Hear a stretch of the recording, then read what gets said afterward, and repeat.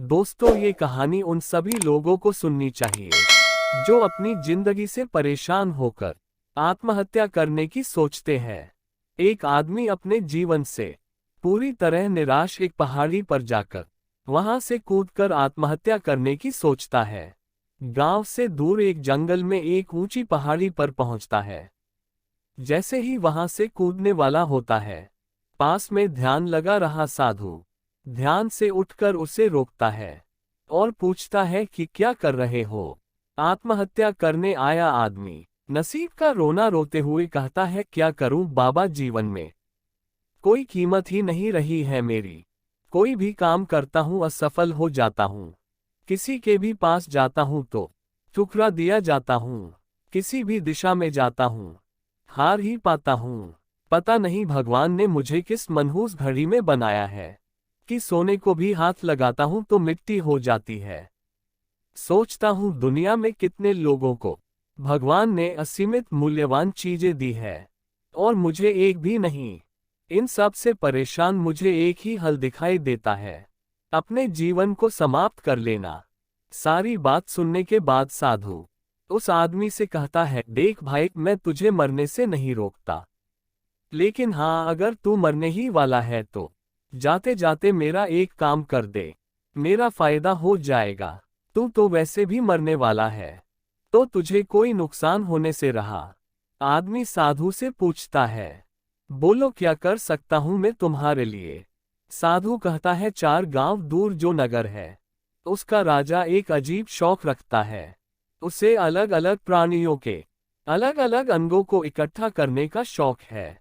अब तक वह हर प्राणी का कोई ना कोई अंग अपने पास संग्रह कर चुका है, बस उसे अब इंसान के अंगों की जरूरत है। मैंने सुना है कि वह इंसान की आंखों के लिए लाख रुपया तक देने के लिए तैयार है। तो तुम मरने से पहले अगर उसे आंखें बेच दो तो मुझे लाख रुपए मिल जाएगा। आदमी बड़े आश्चर्य से साधु की तरफ देखता है और सोचता है कि कैसा लालची साधु है। मरते हुए आदमी को बचाने की तो छोड़ो, ये तो उल्टा उसकी आंखें ही बेचने के लिए कहता है। लेकिन जीवन से तंग आ चुका आदमी साधु के साथ जाने के लिए तैयार हो जाता है। 4 गांव दूर का रास्ता साधु और आदमी 2 दिनों में तय करते हैं। 2 दिनों में उस आदमी के मन में हजारों विचार आते हैं। वो सोचता है, मैं अपने आप को कितना गरीब समझता था, लेकिन देखो आज मेरी केवल आंख के लिए लाख रुपए मिलने वाले हैं। अगर देखा जाए तो मेरे शरीर का हर एक अंग लाखों का होगा। जब वे दोनों राजा के पास पहुंचते हैं और राजा उसे देखता है तो उसे आदमी की आंखें बहुत पसंद आती है। वो कहता है, तुम्हारी आंखें बहुत सुंदर है, मैं ऐसी ही आंखें अपने संग्रह में शामिल करना चाहता था। उसकी बातें सुनकर आदमी का मन बदल जाता है और वो अपनी आंखें देने से मना कर देता है। साधु उसे समझाता है कि ऐसा मत करो, तुमने जब मरने की ठान ही ली है तो तुम्हारी आंखें भी मरेगी, तुम्हारे हाथ भी मरेंगे और तुम्हारे शरीर का हर एक अंग मर जाएगा। तो क्या ये अच्छा नहीं होगा कि जीते जी किसी का उनसे भला हो जाए। राजा भी उसे कहता है कि एक नहीं, मैं तुम्हें 10 लाख रुपए देता हूँ और साथ में मैं तुम्हारे कान और दांत भी खरीद लूंगा, बस तुम मान जाओ। आदमी गुस्सा हो जाता है और कहता है, पाप लगेगा आपको, किसी मरते हुए आदमी को बचाने के बजाय उसका फायदा उठाना चाहते हो। तब साधु उसे कहता है कि तुम तो कहते थे तुम निर्धन हो, मनहूस हो और भगवान ने तुम्हें कुछ भी कीमती वस्तु नहीं दी है।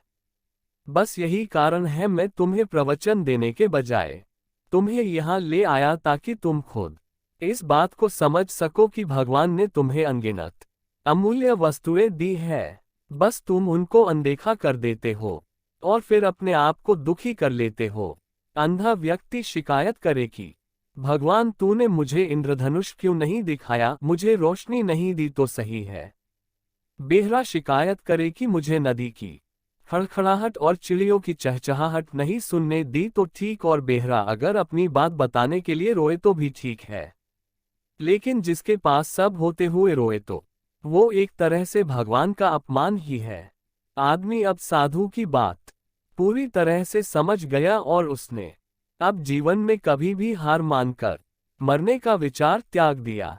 वो हर दिन मंदिर जाता और कुछ भी नहीं मांगता, बल्कि उसे भगवान ने जो कुछ दिया है उसके लिए धन्यवाद कहता और हर दिन खुशी से बिताता। दोस्तों, आपको ये कहानी कैसी लगी? अच्छी लगी तो वीडियो को लाइक कीजिए और ऐसी ही कहानियों के लिए हमारे चैनल को सब्सक्राइब कीजिए।